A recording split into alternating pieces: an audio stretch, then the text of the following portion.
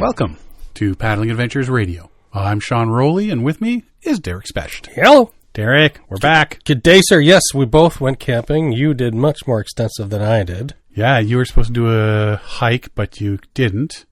And you went camping with the family instead. Yes. Much better plan. Correct. Yeah, where'd you go? So we went to Bon Echoes because I was going to go and do the Lake Superior Water Trail. Siobhan said, hey, go and camp with the kids. Water trail or coastal trail? Coastal trail. Coastal water. Yeah, hiking. Well, when you hike, when you swim. Anyways. Well, it is you we're talking about, buddy. So I had to back out. I had a bad ingrown toenail, so I didn't think I could make the hike, which I'm glad I didn't because I heard back from Grant, and he said it was much more difficult than anticipated, much slower than anticipated.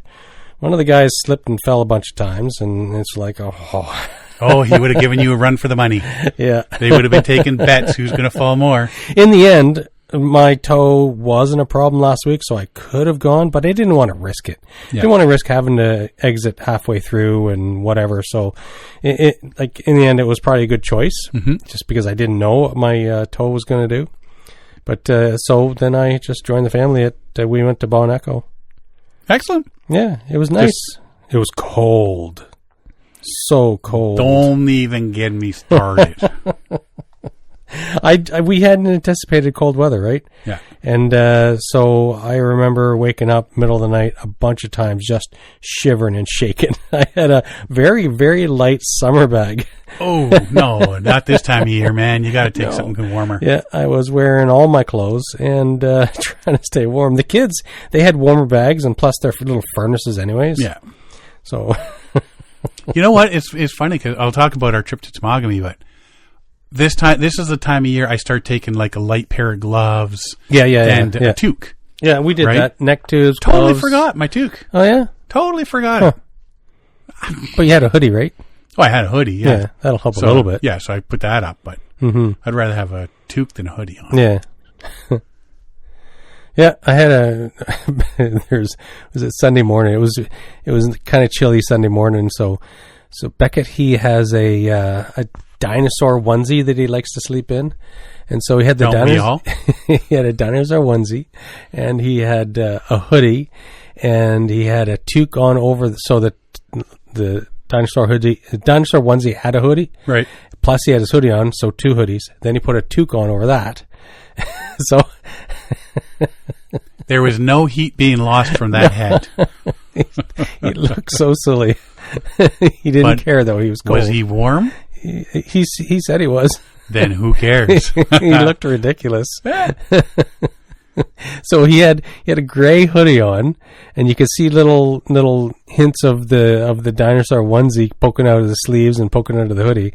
So he had dinosaur legs, a gray hoodie, and a green white mountain or big white ski hat on. But he was warm. It was funny. You were jealous. Well, no, I wasn't. I was okay. It was chilly in the middle of the night, but once 7-8 a.m. rolled around, it went up to about 7 degrees. Yeah. So we were in the high single digits, low teens. Yeah. At nights. Did it freeze? Did you see any ice? Didn't see ice, no but frozen. Last night we were there, it went down to 0. Oh. And North Bay had some snow apparently. Oh. Yeah. And it was pouring rain nonstop all day. That sucks. Nonstop all night. So everything was like wet and cold and windy. Yeah. And the dampness just got right in you. Like I looked over at Tracy, we were around the fire and it was raining. She had her rain gear on. So you're warm by the big fire, but getting wet. Or you go under the tarp, you're dry, but you're cold. And at the end of the night, I just looked at our buddy Mike McHugh and said, do you mind if I just go set Tracy up in your cabin there where it's warmer and she can just knit or something? Get out of this because she's not looking like she's having a good time right now. And we all ended up doing it, just going to his cabin. Yeah. He's got a wood because it's just building it, right? Yeah. So it's retained some heat, but he's got a wood stove. They haven't done the jack yet. So we opened one of the windows and we rigged it with a ladder outside so it went right through the center of the big hole where the window is. Yeah. And he's got like an Alaskan Junior wood stove. Oh, okay. And set that up to, oh man, it was beautiful in there. It's like, so, okay, well, we brought Tracy in to sit her down and let her do some stuff and warm up. And we're just like, yeah, I'm not going back out there. Look at all those fools around the fire out there. Anyway, I'll get into that a little later. But last fall, when I went camping with the boys, we rigged up a tarp. Like, it was quite a distance in the air. It was like 10, 11 feet in the air or whatever. You had to kind of jump to touch it. And we just had the fire underneath the tarp. Yep. That tarp stank so bad afterwards. If I get a good tarp, like a Kelty tarp or some sort of steel tarp or nylon tarp or whatever, I won't put the fire. I'll put it like right at the edge. This was a Canadian Tire blue cheap tarp. Those, I'll put those right underneath near the edge sort of deal so the smoke can get out from it and not just hovering under there. Yeah. But that way sparks go up and stuff like that. Big whoopty. Yeah. It cost me like $15. It didn't cost me $250 sort of deal. But yeah, I'll do that. I'll just throw something like that up there and keeps you out of the rain and you get to be by the fire at the same time. Yeah. Yeah. So yeah. This is our first real trip of the season because it's just been such a busy a busy year the summer. Like the last 6 months have just been ridiculous for us. Tumultuous and chaotic. And we were supposed to be down paddling in Utah right now. Oh, yeah.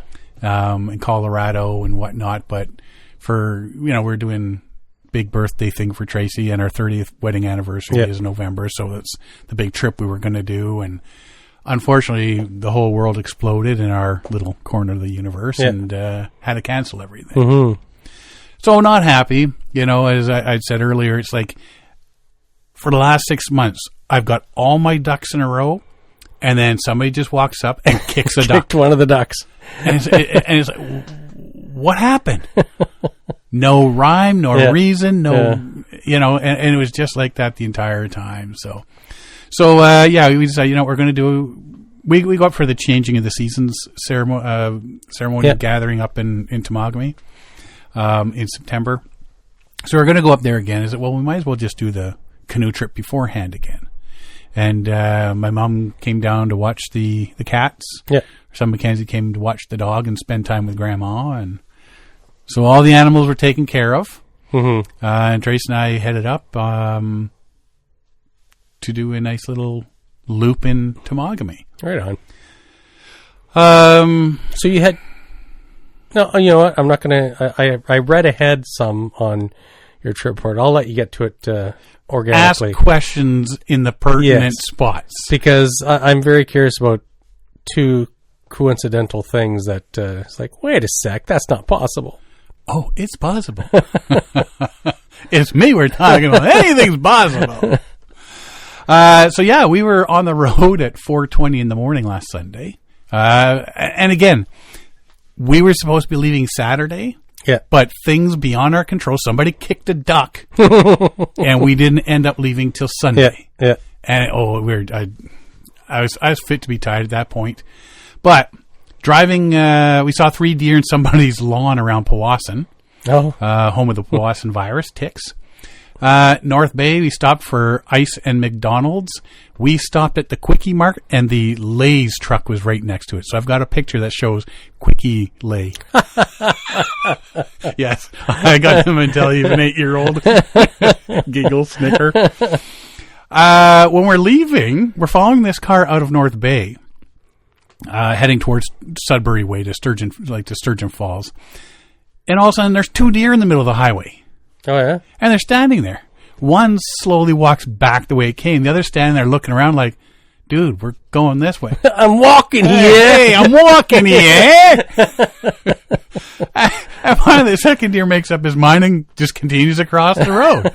And it's like, okay, like Laurel and Hardy of the deer family.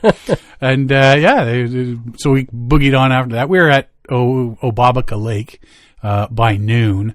And getting up there is... It's long and winding road. It is. It's like an 8-hour drive from our place, but the last hour and some, maybe just an hour, are on roads that you never want to do more than once.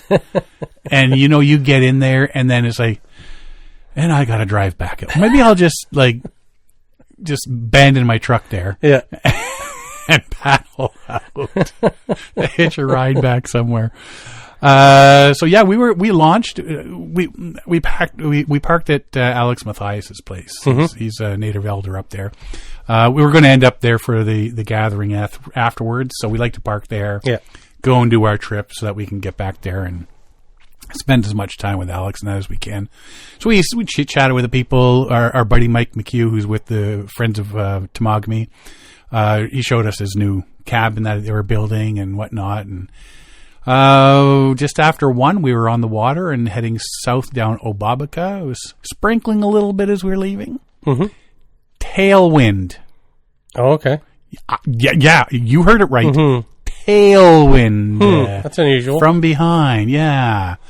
There's an island site down near the bottom here, close to a 400-meter portage. Mm-hmm. So we just stayed there for the night, just set up there because we'd been on the road since just after 4 in the morning. Now it's going on to 3 o'clock in the afternoon. So started to rain a bit where we were putting up the tent, but didn't last. Wind picked up, and that's the thing we've noticed this time of year. If you're in Temagami, the winds tend to pick up anywhere between 1:30 and 3. So you want to get off the water. So you want to be on the water early. Mm-hmm. And so that you can get as much distance before you've got to get off the water. Wind got a lot stronger. Lake was total whitecaps for a while. I bought, because I told Tracy I was going to get her one because she wanted one of those high back chairs. You know the Helionox chairs, but with a higher back? Yes, I love them. So we were we looked at one at the new Mech in Whitby. Okay. And it really wasn't the one. So we zipped over to Sail, which is pretty cool because Mech and Sail are pretty close to each other, mm-hmm. right? So if you don't find something at one, you cross the highway and go check out the other sort of deal. But we got 2 Eureka high back chairs. Comfy. Yeah. Really comfy having that extra back. Like to me, it didn't really matter. But now that I've got one, and it didn't take up much more room than the originals that we had. They're pretty close, eh? Yeah. Mm-hmm. Yeah. So, now that I've used one on a trip, I'm not giving it back. I did the beef jerky again on this trip. Homemade beef jerky. It's probably one of the better batches I've done too. And I made it a little bit thicker too. Oh yeah? Yeah. And I'm finding if you get the small pieces, you can just pop one in. It's much better than trying to bite off a big Oh piece. yeah. So I'm wondering maybe next time I just cut them into bite-sized pieces. Like little burnt ends. Yeah. So did all that. Red Squirrel first thing. Hey, you guys got some snacks there? So he's been fed before. We did a new one, the Alpenair freeze dried meals. Okay. Chicken pot pie. Oh, not too bad. Basically, it's like the inside of a chicken pot pie. No pastry or anything, but pretty peppery. In the evening, the wind died down around 6, and then it was on and off again all night. I found on the beach, I was doing this little exploration of our island there, a massive egg. What would you say that is? About 4 inches? Yeah.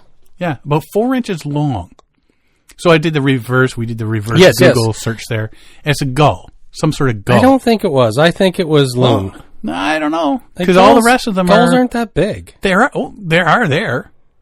Yeah? Yeah. Oh, yeah, they're big gulls. And there's Big Gull Island not too far away, too. Then there's a short rainstorm around 7:30. And so we grab a tarp and our little tarp here and we're throwing it over top. And all of a sudden Tracy stops helping throw the tarp on and she's starting to take pictures. What are you doing? Stuff's getting soaked. And she goes, yeah, but look, turn around. Massive double rainbow. Oh, yeah? I'm going to post these pictures. I've just been busy since I got back. I got a bunch of pictures. But the rainbow actually looks like it's right in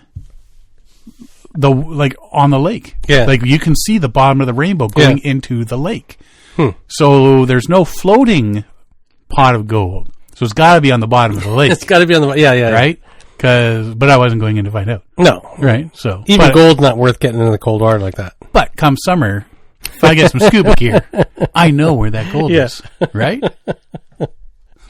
Nice sunset behind our island. The wind eventually died down, but when the wind started dying down, the temperature dropped. Oh, okay, yeah. So we into the tent and into bed by 9. And we had a good night's sleep because, like I say, we'd been up so early, like 3 o'clock. It was a long day, yeah. Yeah, so into bed by 9 and good old time. Day 2 up at 7, breakfast, packed up. We weren't doing the base camp thing. We were doing the portage big loop. We originally had 2 rest days on 2 different lakes, so you're not in a rush, right? But because we got held up an extra day, we were only getting 1 rest day. So launched at just after 9. There's a 400-meter portage. Took us 40 minutes. Not a bad portage. Small little hill and rocks to start, but mostly flat, easy trail. Yeah.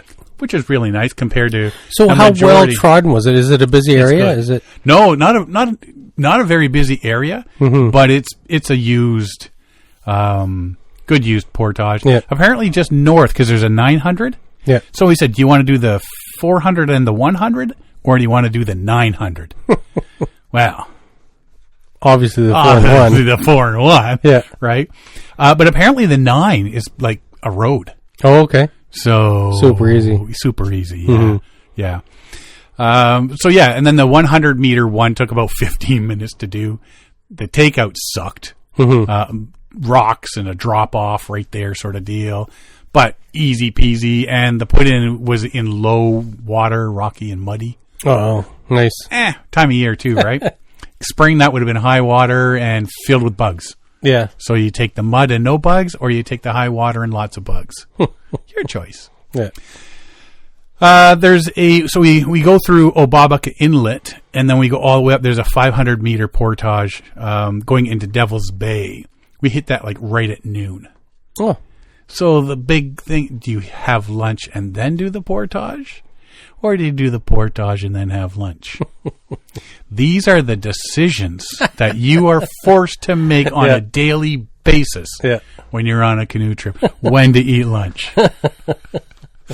There is a big site just before where the channel starts to go into where the 500-meter portage is.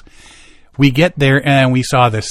There's a big yurt there. Oh, there's a couple structures there. There's a sign by the ministry saying no unauthorized vehicles. Vehicles? Mm-hmm. So boats.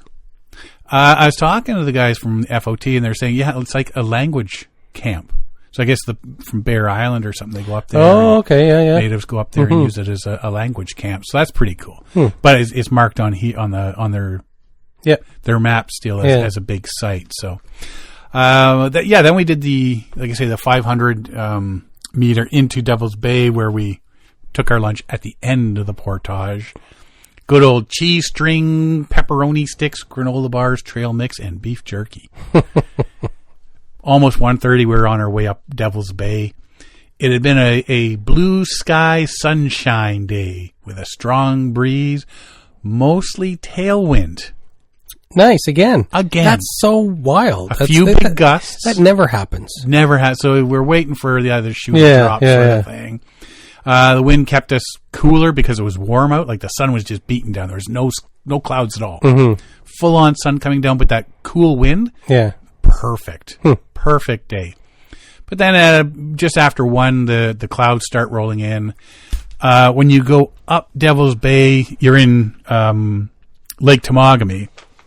And then you cruise on up Raccoon Point when you get to the north arm of Lake Temagami. Yeah. The wind and the waves. Oh.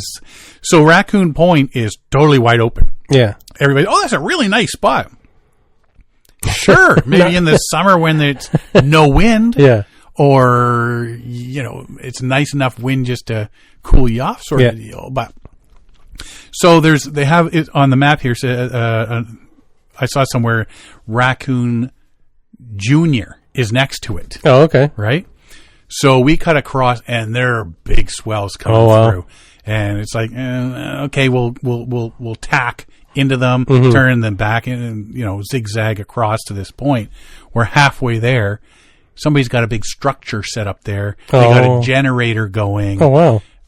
What the hell? Huh. So we had to come all the way back. Tracy was not amused. But we get back and we set up on Raccoon Point anyway. Yeah. And yeah, it was an absolute battle getting back there, but very windy on that site, no shelter. But I'm going to talk about it later. We have the North Face Wawona ground tarp. And we put that up as a windbreak so that we could make a cooking fire because we were doing the steaks and potatoes and stuff like that. And I could put the jet boil up behind it to cook. Yep. So nice little tarp. I'm going to do a little review on it later because we use it a lot. North Face gave us a few items to use, and this is, I'll be taking this everywhere now.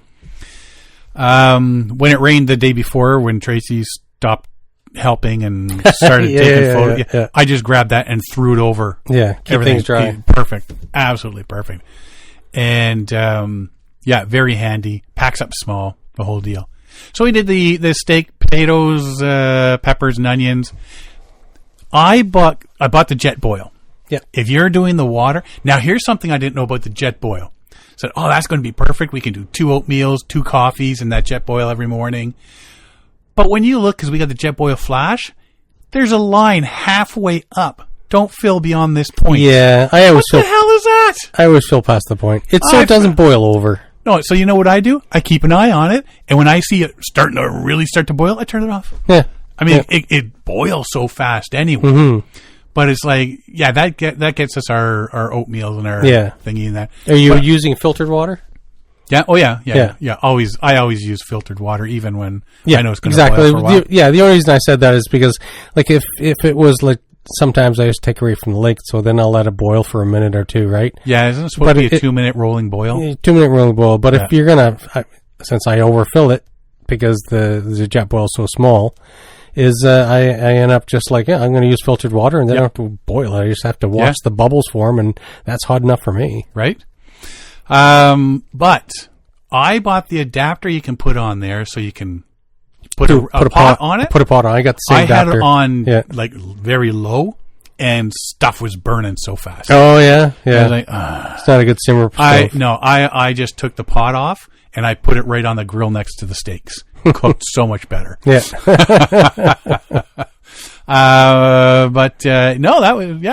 That was lesson learned because we've been using the jet boil for winter camping. Yes. Right. So you can get up, boil water, and you're not fiddling with the white gas stove and all that sort of deal. And sunset, another nice sunset, 8:00. Wind died down drastically, so we got a nice fire going. Watched the stars for a while, and then bed by 10:00. Yeah. There's days where you're sitting there going, "Oh man, it's been such a great day. It's 9:00. I'm ready for bed." Yeah, exactly. Yeah. What are you, old? Like, tents over there, Grandpa. Because at home, it's midnight. Yeah, better get to bed, right? Day 3, awake just after 6. 2 guys in a boat pull up in the bay next to us. Oh, okay. And they're going to do some fishing. Whatever. Pull in. Stay quiet. Do some fishing. You see, there's people over there camping. Yeah. There's people right here camping. But they're moving backwards and forwards, because they're looking for a mark. Oh. Because they got their fish finder. And they're looking for, I guess, a particular piece of structure or something. Yeah. For an hour. Oh. So finally, I'm just getting my shoes on to get out of the tent, and off they go. Not impressed. Not a bit. Oh yeah, and then the people next door on the site next to us, 7:45, they spark up the generator again. Oh. So, not a big fan of Lake Temagami itself. Like, it's a noisy people lake. It is. Beautiful scenery. Everything like that. I like that. A lot of cottages on islands and stuff. But it is a noisy people lake. It's busy. Yeah. So we did the old breakfast and pack up and out. We heading north up towards Diamond. So we did a little cut through south of Deer Island, cross from Horseshoe Island. There's a little cut through that comes out into Sharp Rock Inlet.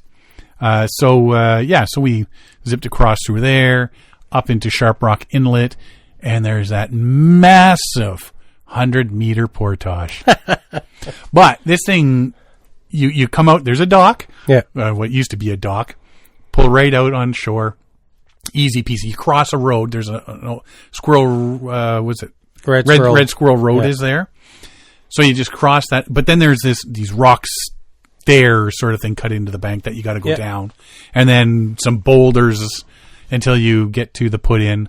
It's 100 meters. It's a lot trickier than the other ones we were on, but didn't take too long to do that. We were into Diamond by 12:30. So we went quite the ways up cruising. Yeah, that's a long route. Yeah. So 12:30 we're into Diamond and chit chatting. On that portage, we met a couple of guys. I know Davies was their last, and for the life of me, I apologize. One of them was a listener. I think one was Ken.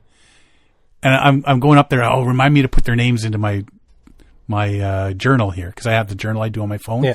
Totally forgot to put their names in. Apologize, fellas. But one of them was, you Sean from Paddling Adventures Radio? Seriously. Says, I thought, because we had seen them, because they were coming around Raccoon Point the night before and saw us there. So they were going to head over to Raccoon Junior. Yeah. And I got up, I saw they were doing that. I walked over, I said, people are over there. There's some sort of structure. People are there. And they just turned around and headed across and found another site. Saved them some time. But then, so I said, saw you last night. I thought that was you. So, yeah. See, dude, everywhere I go. Yeah. It's a beard. I'm everywhere. That'll never get old. Yeah. I even said that to Tracy afterwards. That will never get old. Seeing people coming up and going, I listen to your podcast. Mm-hmm. That's awesome. Yeah. That is really cool. We did say though, like, hey guys, send us a message on our socials there, and we'll send you out some stickers, and whatnot. So, so we checked out one of the island sites when we got into Diamond, because we had some time. So I've stayed on just as you get into Diamond Lake. There's a small site. I've stayed there. There was a couple groups on there. Then there's a big island site and a couple other island sites there we checked out, and they weren't all that fantastic. We actually ended up, this site looks great. This site looks familiar. This is a site we stayed on 2 years ago. Yeah. It's like the exact same site, right? I think me and Mike stay right on that spot. On that one? There. Yeah. Yeah, it's not looking too great anymore. Yeah. So we just scooted right by that one. It's when you get a fishing hook right through the finger. Oh, yeah? He caught a fish, and the treble hook is, the fish gave a kick. Next thing you know, he's attached to the fish. The fish is on one hook, and he's on the other. Right. Right through his finger. Yeah. I had to get in there with wire cutters and clip off so that we could pull the hook out of his thumb. Couldn't have happened to a nicer guy. It was nasty. It was that fish kicked, and all of a sudden he's like, uh-oh. Yeah. Yeesh. We did see some mergansers and stuff. But we got to we checked out that site, and it's like, it's not looking too great. Mm-hmm. And there was no real good flat spots for a tent that we saw. But when we were on shore, getting back into the canoe, there was 2 partridge on shore sitting there eating stuff in the trees. Yeah. Right? So could have had some dinner. But we zipped across there and we hit that campsite. We were there by 2:00, and the wind's just starting to pick up about 1:45. So did a late lunch on the campsite before setting up the tent and all that. And it was kind of neat that it was the same one from 2 years ago. But that's what it was, is like, you know what? We're not in a big hurry to get everything set up and whatnot. Yeah. So just set up our chairs, sit and watch the scenery, enjoy the day, have some food, and then when we did get everything set up, we set up the hammock and had some relaxed time and had a snooze. So we're sitting there in our chairs. Tracy brings this knitting bag so she can every so often just sits there and watches the scenery and knits, that sort of stuff, or sits in front of the fire and knit. So she says, I'm just going to run up and use the Thunderbox. Okie dokie. I'm just sitting there, relaxing, enjoying the scenery, peace and quiet. She comes back. I was sitting there, and there's this red squirrel, and we were chit-chatting back and forth, and I'm just like, pfft, and I hold up my phone, because as I see something up the corner of my eye while she's gone, little fox, about 10 feet away, walks right in front of me. I'll post that video, too. Just walks right. We sort of do this little, hey. It keeps on going. I don't think I've ever had a fox come through my sight before. Yeah.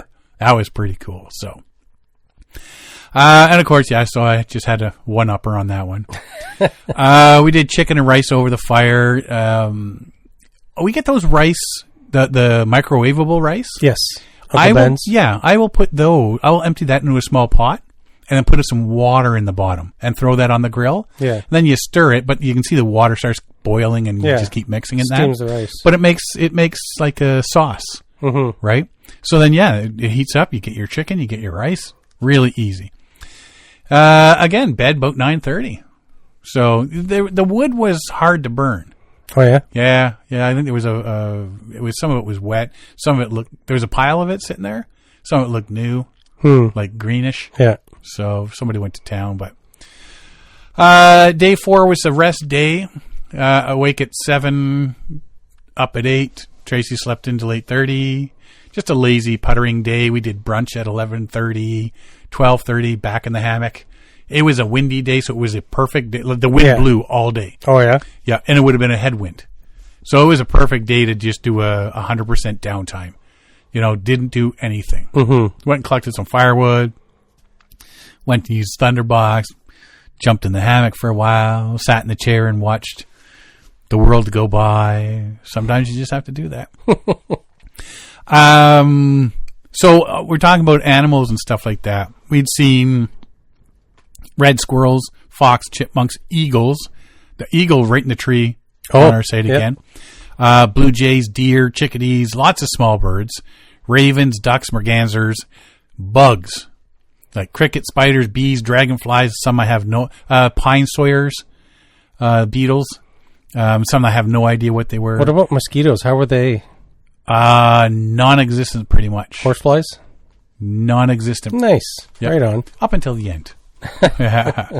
Garter snake, small little one. Oh, nice. Loons, couple of sandhill cranes. So that was actually quite a lot of wildlife on this trip. 5 o'clock rolled around. We brought Pillsbury cookies and Pillsbury cinnamon rolls to do in the reflector oven.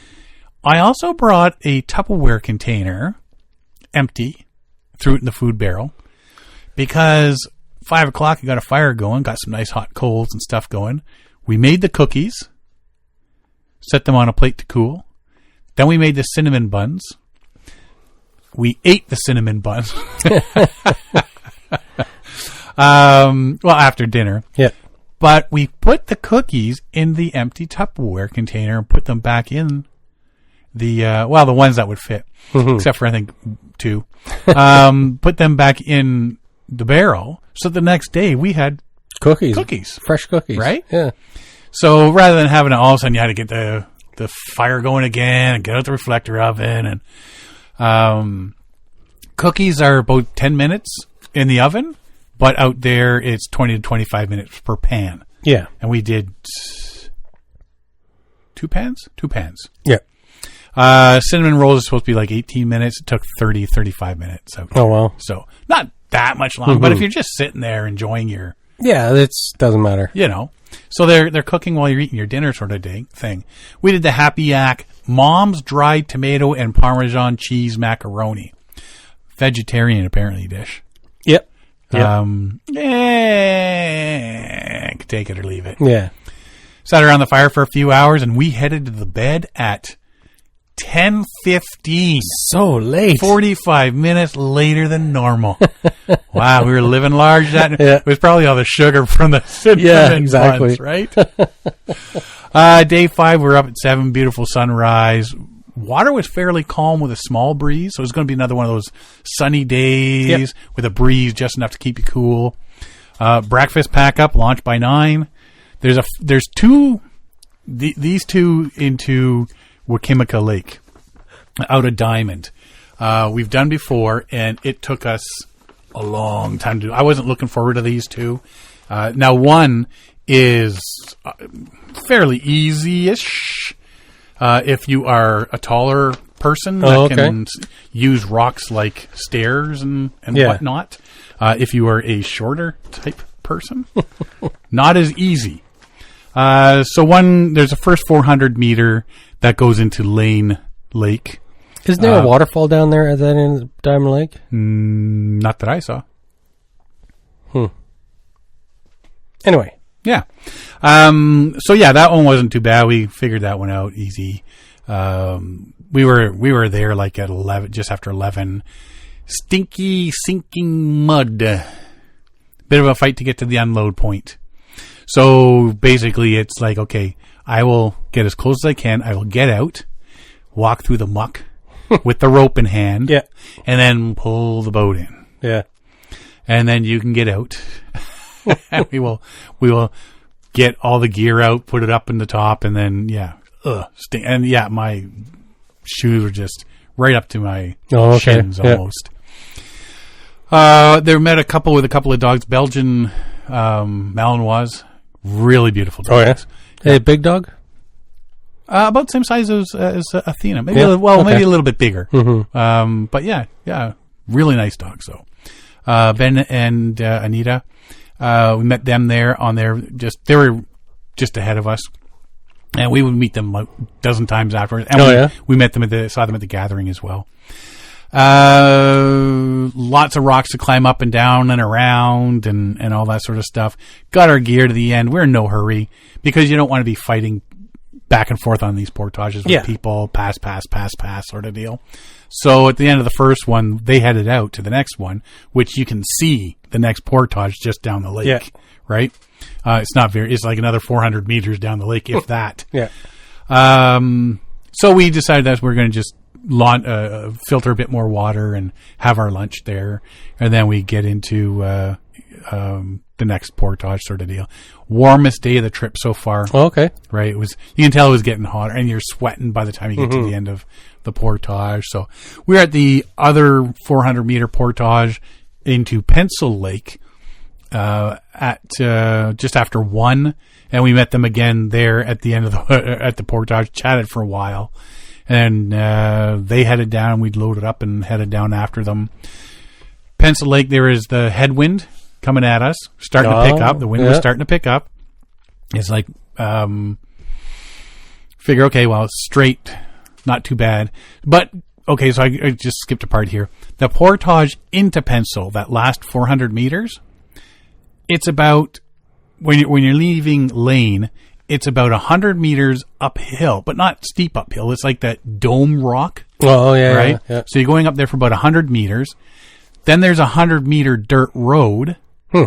And back in 1989, that's where like 300 people were arrested. Oh, that's where the logging blockade. Yeah, that's like Hap Wilson and I guess all of that. Former Premier Bob Ray. I'm pretty sure they were all part of this one. That they all got arrested. Bunch of hoodlums that they are. Yes. So another 100 meters down a dirt road and about 200 meters downhill with a flat spot in the middle to get to Pencil Lake. So again, pretty easy portages. Better if you got tall legs you can just step up and down stuff. You don't have to use your hands really. But yeah, then we're in Pencil Lake at about just after 2, and there's a little creek thing that goes from Pencil into Wakimika. Yeah. But there's 2 beach sites, one on each side. So they took the east site, we took the west site. Wind was coming straight up Wakimika at us. And so, yeah, we had to put up the tarp as a windbreak, but they had a couple, 3 massive logs, like, 3 feet across? Yeah? Yeah, and about 5-6 feet long. So we laid those down around the fire, plus the wind tarp. We could have a really nice fire that night. But, yeah, all white caps and winds heading straight down. So, another one of those nights. But... Yeah, fresh nice beach. Yeah. Tracy could walk out and have a swim while I did the tent and hung a clothesline and filtered water and had a nice little snooze in my chair. And she was still walking out as far as the eye could see because it's just Shallow. Yeah. Just keep on going. Eventually, I'm sure it drops off somewhere, but yeah. Like I say, put up the tarp for a wind block and that. Got a fire going and late dinner at about 8:45. Oh, wow. Yeah. We had Backpacker's Pantry creme brulee for dessert. Ah. Yeah, it's pretty and cold water. You just add cold water, stir it really good for, I think, like a minute and a half or so, 90 seconds. Then you seal it for like 7 minutes or something. And then, yeah, easy peasy, creme brulee. Sat around the fire for a while. And that's when the mosquitoes came out. They started coming out there. Followed us into the tent, and they were hitting between the tent and the tarp or the fly, and just tick, tick, tick, tick. It sounded like it was raining almost. I decided to go to bed for 10:25, getting later and later, and then the rain started at 10:30. So 5 minutes before the rain started, we decided it's time for bed. Good timing. Yeah. Day 6 got up at 7, up at 8:50 and out and going. Lake was calmish, despite the wind. Ish. Yeah, there's a lot of it like. Okay, wind's coming one way, but you look up and the clouds are going the other. Oh, it's it's deceiving. But whereas weather that we got a week earlier said it was going to be brutal, so we figured another rest day. Yeah, Ben and Anita were already gone at that point because they did the same thing. Oh, it's calm, let's get boogie. Yeah, but it was up and down. So we just packed up. Forget breakfast. We're going to pack up and get down to the river, like to the other end of Wakimaka, get into the river sort of deal. And we can have some granola bars and stuff there because it won't be as windy. And we made a break for it. We got about 3/4 of the way down the lake before the winds picked up and started hitting us, and right from behind. And you're trying to zigzag a little bit, so when you're turning, and you're turning too much, they hit you from the side and come into the boat, sort of deal. So, oh man. Then we got 20 after 10. We were in the river. 13 beaver dams a couple years ago. Oh, and that was bad. But this year there were 6 beaver dams. 2 we were able to paddle over. 4 we had to get out and pull over, which wasn't that bad. Moose Pond. So there's Wakimaka Lake, Wakimaka River, Moose Pond, Wakimaka River, and then Obabaka. Yes. So Alex calls it No Moose Pond because he's never seen moose there. Yeah. And then we got through there into we saw a couple of sandhill cranes. Got back into the south part of the river after that. Really shallow. We had to get out and pull over one beaver dam at the old road bridge. Then we were on Obabaka just after noon. Big tailwind on Obabaka. Again. Like a huge tailwind. So I decided on this trip, you know what? I'm going to bring my canoe sail. I didn't even know you bought one. Tracy was telling me I bought one a couple years ago. Yeah. And I've tried it a couple times, but the wind just hasn't been strong enough to... Oh, it was strong enough this time. So clipped it with a couple of beaners onto the front. Yep. And then there's 2 ropes that the person in the front holds onto, or you get longer ones, and if you're solo, you can hang on to them. Yeah. It's got the clear spot in the middle so you can see through. It's just one of those round things, right? So Tracy's leaning back on her pack. She's got the 2 ropes in her hand, and boom, we're just boogieing. Yeah. Mike McHugh there, he's looking, they're just coming out the river onto Obabaka. And so he says, I'll just go out and watch, see where they're, and we're already there. It's like we just ripped down that lake. Like we would have had to been paddling full guns to make it that fast. we couldn't paddle that fast. Yeah. And that thing was, and I just sat there steering from behind, and we just made, it was awesome. Had a great time. And we got back to Alex's place, and we set up our tent, had a bite to eat, chatted with a whole bunch of people. I tweaked my back. Oh, did you? At the end of all of that, the portages, throwing packs around, portaging canoes, cutting wood, fixing fire pit, not a problem. I go and grab a beer from my truck, and I tweak my back. Really? What's this? That's too funny. Right. You had a great trip. Here, take this. Yeah. Here's payback. Hope you enjoyed the fun you had. Oh, man. So we did the Changing of the Seasons gathering on the Saturday. Windy and cold and raining all day. Were there a lot of people there? About 40 people. Yeah. Oh, wow. Yep. If you want information on it for next year, just drop us a line and I'll give you all the information. Anybody's welcome to go up. But yeah, it was going down to 0 degrees. It went down to 0 degrees Celsius at one point, but everything was damp. Oh, yeah. We ended up, I ended up, the stuff I was wearing, I put on like a couple extra hoodies and stuff like that. My thermal wool, merino wool, shirt. And I just slept in all that. I didn't even bother getting into my, because I usually have a pair of warm track pants I sleep in. I just jumped in the sleeping bag. Because it's like, it comes a point where everything's damp and cold and you just don't feel like I'm not dealing with this. Yeah. And Tracy did the same. Yeah, whatever. Just putting on my hoodie and just jumping into the sleeping bag. And it was actually, had quite a comfortable sleep. But yeah, it was just, Then up at 8, packed up, chatted with some people, said our goodbyes and headed home. Hit some really deep puddles. Along the. I mean, my truck looks like I've been mudding. It's just coated with, and people know where I've been when they come into the parking lot on the Monday or Tuesday or whenever I'm back, and he's been up north. Great trip. Needed the rest and the time out of the city. Been a long, stressful, and busy summer, like I said. Tracy was talking to somebody, and she said, for all the things we could have said, we just sat in our chairs next to each other and enjoyed just being out there. Yeah, that's the best part. We didn't need to chit-chat. We didn't need to make conversation. We just sat in our chairs, watching the scenery. Nice. And just enjoyed being together out there. Yeah. So. Sounds awesome. So, I want to give a shout out to the North Face Wawona ground tarp.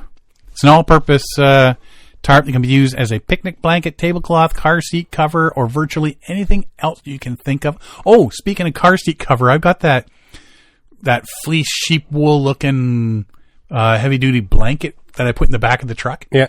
It was supposed to be so the dog doesn't get dog hair all over the back of the seat. Yeah. That lays on the seat for about 2 seconds when she gets in there and it's on the floor. So it's always folded up in there. Yeah. I actually got that out and put it over Tracy when she was sleeping that last night. She says, wow, that thing's warm. Thanks, dog blanket. Anyway, so yeah, this is, car seat cover or virtually anything else you can think of is also made from a highly durable, fully recycled fabric. Weighs 1 pound, 9.5 ounces or 722 grams, 56 by 56 inches. It's 142 by 142 centimeters. 300D recycled polyester with durable TPU coating. It's like a plasticky looking coating to it. You can use the tarp as a picnic blanket, tablecloth, rope tarp, gear organizing workstation, rug for a camp, kitchen, or car seat cover for dogs. Base Camp Voyageur material provides durable and water-resistant barrier to the ground. Loops at ends for tent stakes. Rolls up with a clip for convenient storage and transporting. I tied a rope across 2 trees, and I was able to then tie the 2 top loops to the rope, and then tent pegs for the bottom, so that I could use it as a wind block. Rolled up, like you can stick this in a day pack. It rolls up so small. Yeah. Right? We use it as a rain cover over gear, windbreak for the fire pit, windbreak for cooking. Laid it on the ground. I put a lot of gear on it when packing up so I wouldn't lose anything. Yep. Sat on it to stay dry. I can't say enough about this thing. It's so handy. $80, $80 Canadian. 56 by 56. That's just like 4.5 feet square. Mm-hmm. Yeah. perfect size. Yeah. And like I say, it folds up and then rolls, and there's a clip that comes around and clips it tight. Yeah. like as a little rolled newspaper looking thing, right? So yeah, definitely gonna. And it's been wet since the weekend because I forgot to take it out, and I just unrolled it, and the wet is still on the top. It has not gone through. Yeah. Right. So that, it doesn't leak through. It doesn't bleed through or anything like that. So if you were in your tent and the water was starting to come up, you could throw that on the bottom of the tent. Yeah. And have no problems. Neat. I'm going to have to get myself one. The North Face Wawona ground tarp. Definitely pick one up. For $80? Yeah. Perfect. My Solomon Tech Amphibians. I got those, 6-7 years ago. Yeah. Right? I didn't think it was that long ago. Yeah. Oh, yeah. So many kilometers on these things. Mm-hmm. Everything from easy portages to rough ones, across boulders, muds, swamps. Great paddling portage shoe. Really enjoyed it. Had the mesh on the sides. Because I used to have another brand that no mesh. So everything would get in. Oh, yeah. So you're in that muddy beaver crap stuff. And you get the little tiny sticks and pebbles coming in. And you're trying to walk a portage. I remember getting kicking a twig and it went right under my toenail. Oh. And it was like, so I'm sitting there trying to pull this stick from under my toenail and big sliver. And it's like, I had enough of that. So yeah, I got these things and mesh sides, keep all the debris, all the water drains right out. Yep. Very comfortable. They have seen their last canoe trip. Yeah. Yep. The mesh is finally give and go on more than one spot. But I could have probably just trashed them last year, but so yeah, they're just they reached that level where you should throw them out, but you don't. Yeah, so you make them go for it. They're like one more trip away from just not having anything on your feet sort of deal. They've taken a beating. I'm surprised they've lasted this long. Yeah. The mesh on the sides, like I say, ripped in a few spots. The elastic shoelace that they have, it's all weaved and there's a little cinch, plastic cinch thing at the top. Quick release. Some of the shoelace is fraying, so it won't go through properly, so it doesn't tighten up properly. So I'd have to cut that out and actually get some rope to tie sort of deal. I will definitely be checking out another pair. I think they're on Tech Amphibian 5s now. Mm-hmm. So I think I'll definitely be getting myself another pair of those. So. I'm in the market for water shoes as well. On the last trip last year, I used them. They were starting to fall apart. The heel coming off. They're held together by duct tape. I had to add new holes for different stuff, and they're nasty. But they are so comfortable. They're so grippy. Like apparently you can't even get this grip anymore. They're Astrals, and my winter ones are those. So I got to get myself a new pair. Yeah. Well, check out the Solomon Tech Amphibians. I like I say, I've been 6-7 years with those and totally happy with them. I was thinking of going with another pair of Astrals because I do like them, but apparently they don't make the sole that I like anymore. Oh, so we'll see what those happens. shoes just ain't got sole. Yeah, that's what we're down to now. You sent me this last one here. So anyway, at the end of the day, we had a great canoe trip. Yes. Had some great gear that we used. Love this tarp. The North Face, thank you very much. Loved it. Solomon, I'm going to be checking out another pair of your Tech Amphibians. Those things have seen much better days. Mm-hmm. And I think that's all I got for trip-wise. Good trip. Sounds like an awesome week. It really was. It really was. Like I say, it's been a crap summer, trying to do stuff, and just busy, nonstop chaos. And it was nice to get out there and do something, for us and see what we saw. That fox going through the site was just like icing on the cake. Yeah. That double rainbow was perfect. Mm-hmm. There's so many things that and sitting there, just each other's company, just relaxing, eating cinnamon buns and smelling fresh chocolate chip cookies in the middle of nowhere, not seeing people, meeting people, that you listen to the podcast and making new friends with great looking dogs. Yeah. I told them I was disappointed. I thought we were this close. I thought your dogs were going to come visit. So disappointed. They didn't come visit. They're trained not to. Yeah. But it's like, One was barky a bit because he's young. Yeah. But the other one just came right up and scratch. Like, yeah, really, really nice dogs. So, non-trip related for us. You sent me this article here. Yes. I had a hard time finding information. It was posted at work, but I couldn't find any extra. I sent you the link. Did the link work for you? It sent me to a couple of application sites. Oh, okay. Yeah. So yeah, this is an interesting. It's the Moose Cree youth trip. I saw the advertisement back in January when they were putting out the postings. They were trying to get the Moose Cree, the kids out. I think they were 13 to 16-year-olds or something. So they're looking to put this trip together, which would start at the reservation and end up in Moose Knee and Moose Factory. Yeah, and so the Moose Cree knowledge holders, professional canoe guides, and scientists from the Wildlife Conservation Society embarked on a trip that had been in the making for over a decade. I didn't realize it was in such a long process because I'd only seen, like, we post about it at work because we work closely with the indigenous communities with Ontario Power Generation and all of our hydroelectric projects up north and stuff. So we work and interact and so on. Anyway, so this trip, I'm not even going to try and... Nimamo Mishkanen. Yeah, it means we canoe together. So it's a program designed for the Moose Cree youth to learn environmental conservation while strengthening connections with the Moose Cree culture and their homeland. The team loads their canoes with supplies and materials for an 8-day journey along a traditional Moose Cree travel route. The sound of joyful drumming fills the air as families, friends, and the elder gathered for an emotional send-off, and so their adventure began. Their journey took them down the Mattagami and Moose Rivers through historic waterways, rapids, remote areas. They were equipped. They did have satellite messenger, keep them talking. It's a bunch of kids, so you got to keep them protected. So they were first. Within communication, satellite communication. So the kids got to check in, and everyone was able to check in on their progress.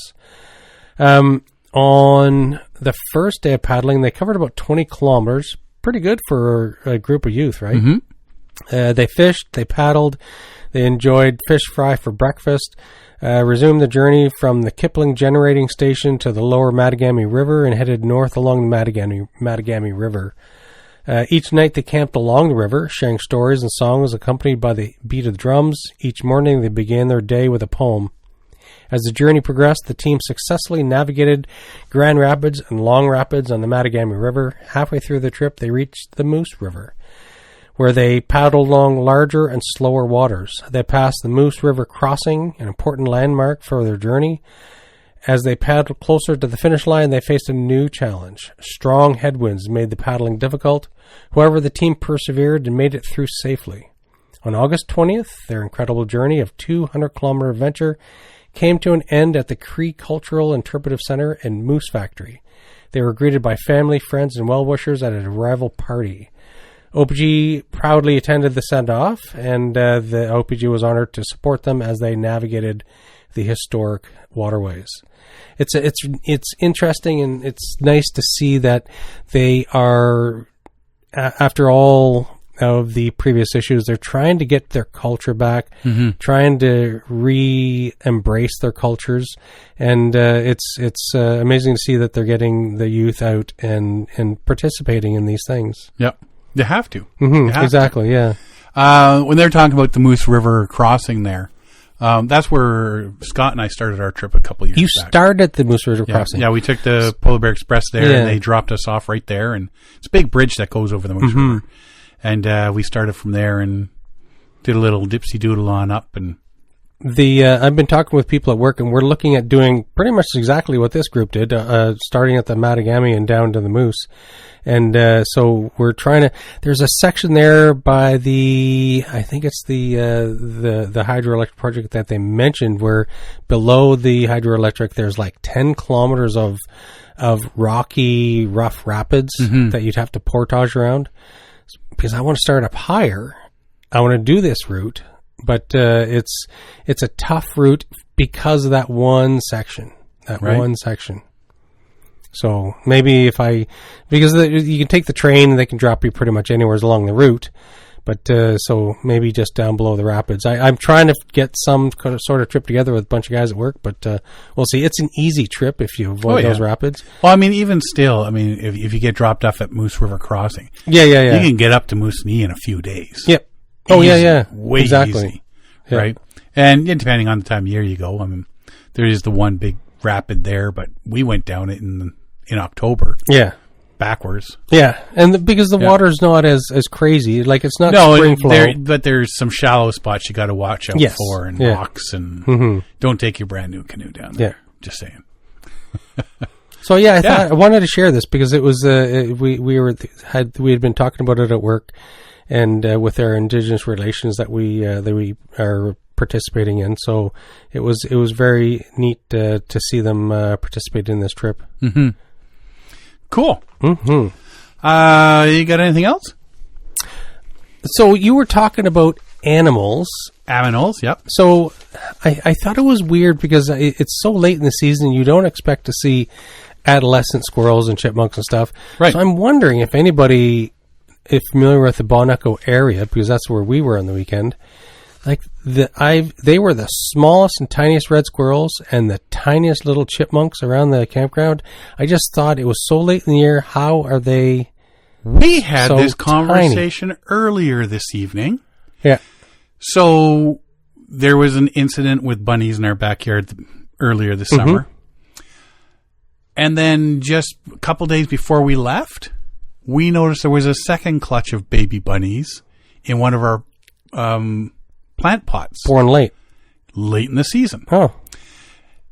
And the last couple of days I've been taking Athena out for her early morning walk. Yeah. We walk between 6:15 every morning. And there's one tree. I hear this something. I wasn't sure if it was a bird or some small animal screaming. Yeah. Because that's what they do. They scream. Ah! So I stop and I'm looking up, and all of a sudden a big crow flies away. Oh, the crow was going after something. Yeah. Right? This morning, walking again, and I'm hearing the same thing. And I look up in the tree.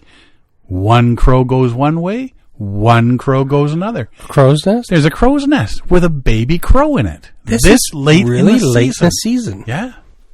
Yeah. Huh. So it's funny you should say that. Isn't that something? Because I would think that just as part of the natural world, the animals are going to have their clutches of babies early. Right. So they're growing all summer. Grown enough and strong enough that they can survive the winter. Well, even with crows, you got to figure that they should be old enough to be flying by now. Because winter's coming. I wonder, so if we were more in tune with nature, I wonder if that would be a sign that it's going to be a mild winter, because that's all I can think. The animals would know, wouldn't they? Because the blue jays are all, there's a couple of them that they're just finishing getting the plumage on their heads. Oh, okay, yeah. The third cardinal's already grown up, right? Because there's mom and dad, and then all of a sudden there's another one. He's up and going. We've seen a couple of so between talking mourning doves. Yeah, there's a couple more mourning. You've seen some small mourning doves. Mm-hmm. And the other day we're sitting there watching, and a hawk hammered a mourning dove into our window. Oh, he just grabbed it, and the momentum of the two of them smashed right into our window. Yeah. What the heck? And you see these big wings, and you see some feathers floating down. No idea where the bird is. Just gone. The two of them are gone. Yeah. But holy jeez. Somebody get some food. Right? So, there's, I would have to, and now, they're making a wasp nest out back of our deck. This late. That's strange. Right? So I'm wondering if it's going to be a mild beginning of the winter. Yeah. Like we're getting into maybe a really nice October. Because granted, we're still just September, but it seems late. It's late in the season. Yeah. Yeah. The leaves are changing. Up in Temagami, they were just... Yeah, same as Bon Echo. It was just starting to change. Yeah. I'm thinking it's going to be nice up until November. Yeah. And then start to get cold. And then it might be... I think it's going to be a nasty February, March. Yeah, Yay. Yippee! Woohoo! We'll see. Yeah. We'll see. And if I'm wrong, so I'm wrong. Yeah. But if I'm right, told ya. We do need a couple really cold snaps in winter to cut down on the tick populations. Right? Because they're just so massive. We haven't had a cold winter in a while. Do you know anybody that's been hit by ticks? I do. Do you? I do. Because I've been going through long grass, through the woods. I have never... And I haven't gotten a tick on me since I was 15. Yeah, I haven't had ticks on me. Yeah. Maybe I have bad blood or something. Maybe they just don't like you. But there's a guy at work, his wife has Lyme disease. Both kids had Lyme disease, but they didn't get hit as bad. So, yeah. Maybe you need to lay off the limes. Yes. Stop eating so many limes. Stop drinking Corona. Yeah. No, I think it's going to be nice up into November. Mm-hmm. So some nice late season I hope so, because paddling. I'm camping first week of November. See? There can be snow, but there can't be ice. Well, if you're paddling, yeah. Mm-hmm. Yeah. I'm okay with snow. Well, that's what I was saying. Like, the snow's fine. It's that rain. Yeah. It's the rain. Like, I can deal with the cold. Yeah.